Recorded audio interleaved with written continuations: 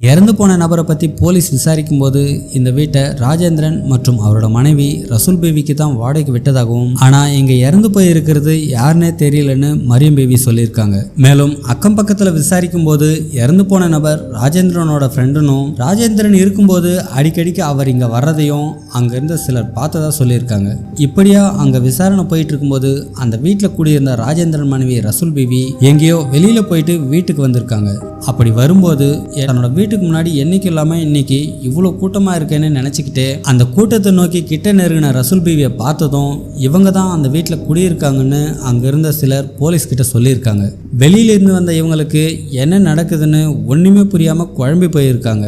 இவங்க கிட்ட வீட்டுக்குள்ளே இறந்து கிடந்த நபரை பற்றி போலீஸ் விசாரிக்கும் போது தான் இறந்து போன நபர் ராஜேந்திரனோட நெருங்கிய நண்பரான தாஜுத்ன்றது தெரிய வருது. இதையடுத்து ரசூல் பீவி கிட்ட அன்னைக்கு என்ன நடந்துச்சு, தாஜுதீன் எப்படி இறந்து போனார்னு போலீஸ் விசாரிக்கும் போது அன்னைக்கு மதியம் போல வீட்டுக்கு தேவையான சில பொருட்கள் வாங்க வெளியில போயிட்டு இப்பதான் திரும்பவும் வீட்டுக்கு வரேன், அதனால இங்க என்ன நடந்துச்சுன்னு எதுவுமே தெரியாதுன்னு சொல்லியிருக்காங்க.